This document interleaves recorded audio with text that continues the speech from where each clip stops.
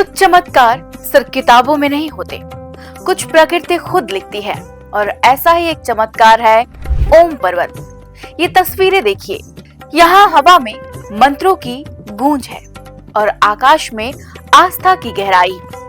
ये कहानी है भारत के उस कोने की जिसे देवभूमि कहा जाता है, उत्तराखंड। पिथौरागढ़ जिले की सीमाओं पर जहां भारत, नेपाल और तिब्बत की धरती मिलती है, वहीं पर खड़ा है एक रहस्यमयी और दिव्य पर्वत, ओम पर्वत। इसकी ऊंचाई लगभग 5590 मीटर है, यानी 18,300 फीट से भी ज्यादा।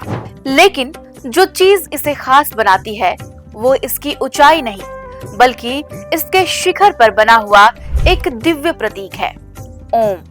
जी हाँ, यहाँ अपने आप प्राकृतिक रूप से बर्फ एक ओम का प्रतीक बनाती है, जिसे देखकर हर भारतीय की आत्मा मुस्कुरा उठती है।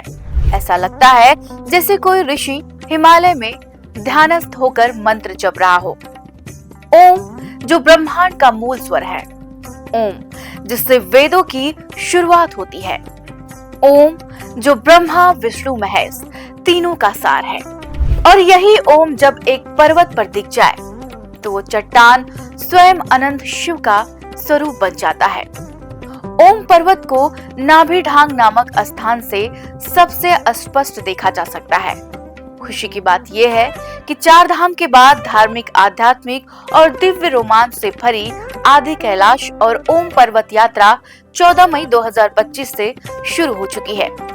तीर्थयात्रियों का पहला दल काठगोदाम से रवाना भी हो चुका है। बता दें कि यहाँ दर्शन से पहले श्रद्धालुओं को रजिस्ट्रेशन कराना अनिवार्य है। यात्रा पर जाने वाले तीर्थयात्री कुमाऊं मंडल विकास निगम KMVN की वेबसाइट या निगम कार्यालय में जाकर रजिस्ट्रेशन करा सकते हैं। एक और बात, चूंकि आदि कैलाश और ओम पर्वत की यात्रा भारत तिब्बत सीमा क्षेत्र से होती है, इसलिए इनर लाइन परमिट की आवश्यकता होती है। यह परमिट धारचूला में SDM कार्यालय से प्राप्त किया जाता है। जब आप इस धार्मिक यात्रा पर निकलेंगे तो आदि कैलाश के नजदीक एक पवित्र झील भी है, नाम है पार्वती ताल। ये बेहद शांत और दिव्य स्थान है। मान्यता है कि माता पार्वती यहाँ तपस्या करती थी। इस झील के किनारे बैठकर ध्यान करने से मन को गहरा सुकून और आत्मिक शांति मिलती है। एक थोड़ी चिंता की बात है कि ये अगस्त 2024 में पहली बार ओम पर्वत के बर्फ पिघल गए थे।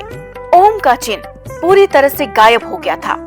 कारण थे ग्लोबल वार्मिंग, कम वर्षा, जंगल की आग और इंसानी लापरवाही। तो हमें ध्यान रखना है कि कहीं हम अपनी ही धरोहर को खो न दें। मैं हूँ रुचि और ऐसे ही उत्तराखंड की छुपी हुई मगर गौरवशाली कहानियाँ लाती रहूंगी। अगर आपको भी हमारी देवभूमि की ये सीरीज अच्छी लगी हो तो इसे शेयर कीजिए और अपने विचार कमेंट में जरूर बताइए, क्योंकि इतिहास जानना ही नहीं, उसे सहेजना भी हमारी जिम्मेदारी है। जय हिंद, हर हर महादेव।